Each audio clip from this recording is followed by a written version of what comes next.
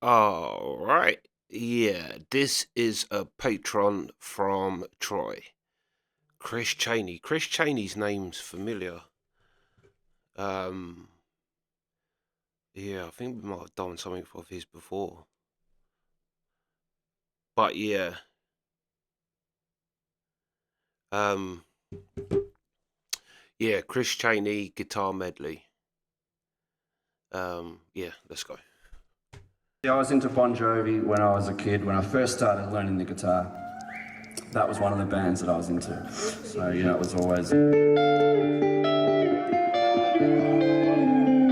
all that sort of shit. But also like Green Sleeves. Tune. It's a good tune. It's a good tune. You learn that one and then you learn...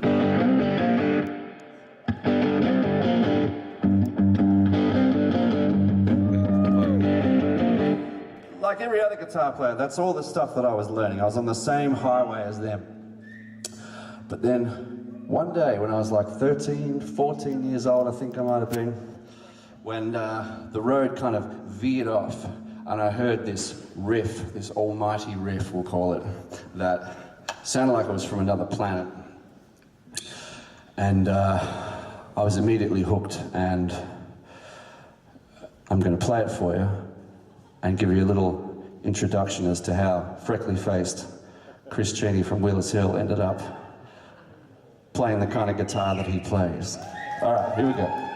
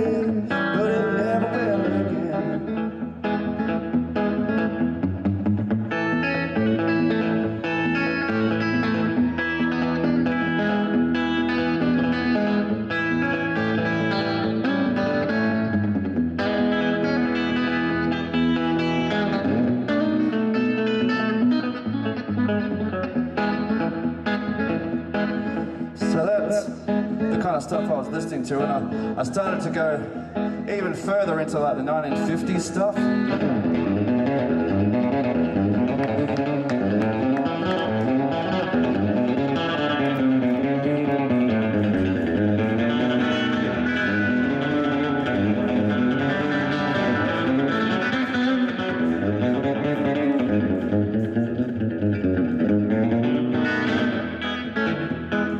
And I thought, that's pretty cool.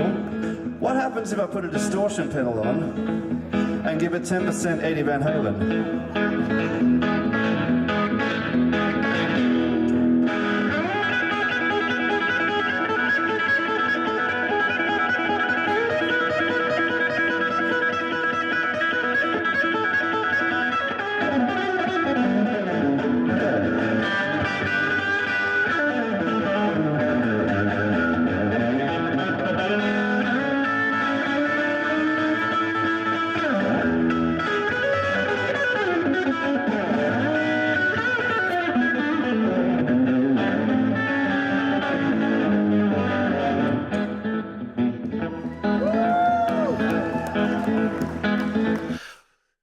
All right, that was incredible, and you can see how everything kind of is linked.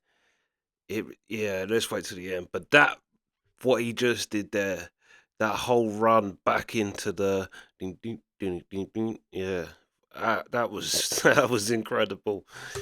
Well, that's pretty cool.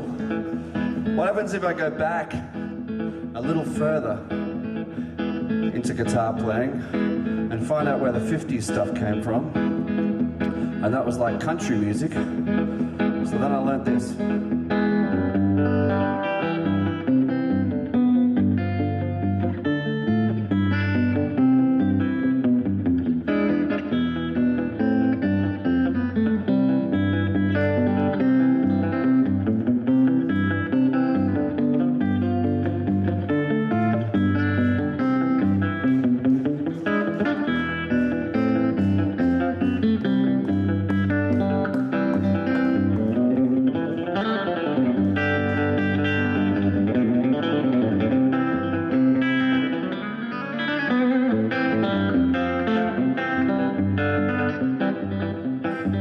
I thought that's pretty cool.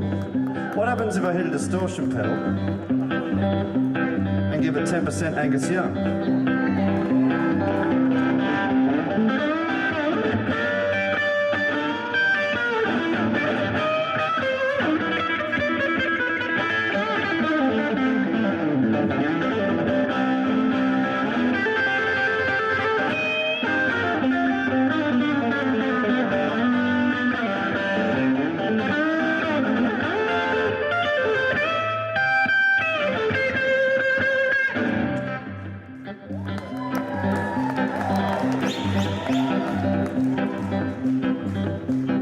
And then I thought, I'm going to go back a little further again. This time I'm going to go way back. I'm not going to put a distortion pedal on, but I'm going to give it 10% Michael J. Fox. And I'm going to go back to the future.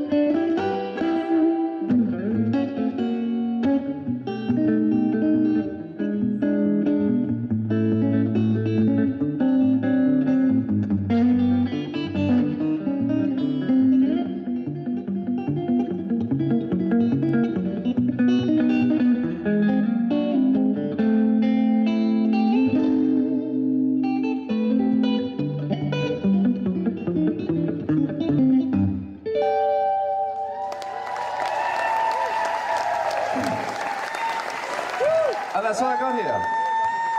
Right here.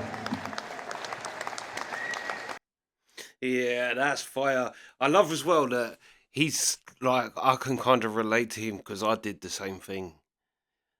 Where you go back and back and back and back, and you, like you said, you get to the 50s, and then you think, where did the 50s come from? And then you go back, and really it all goes back to folk. Yeah, because people think it's blues, but it's not. It's folk. Lead Belly. I'm sure it's Lead Belly quote where he said, "There's no such thing as blues. It's folk music because it's for the folks." It's a funny time back then, really, when people didn't own music like even up to the beat. Really, it was the Beatles. Once kind of businesses realized they could make a lot of money, because even the Beatles said, "I like we didn't think music was anybody's. That like songs just belong to the world." Like so, they signed over all their publishing. But yeah, if you go back to then, it really was a case of you learnt a song from someone who wrote it, and then you'd play it. Do you know what I mean? And it was part bit like storytelling. Yeah, myths, music's very much the same. But yeah, that was fire, and you do see how everything is well, like they say with guitar, it's really 8 chords, 8 major chords. That's it. So it's like there's a limit to it. But yeah, no, that was incredible. He is a fire guitar player because like, you could overlook just how fiery he is because of the whole overall thing. Do you know what I mean? But if you took that solo and just played it like any of them solos, to be fair, you'd be like, yeah, he's fire. But where it's he's kind of talking and showing you through it, it's a different way of kind of listening to it. And yeah, yeah, no, I thought this was fire though. He's fire. But yeah, that's the reaction. Sweet.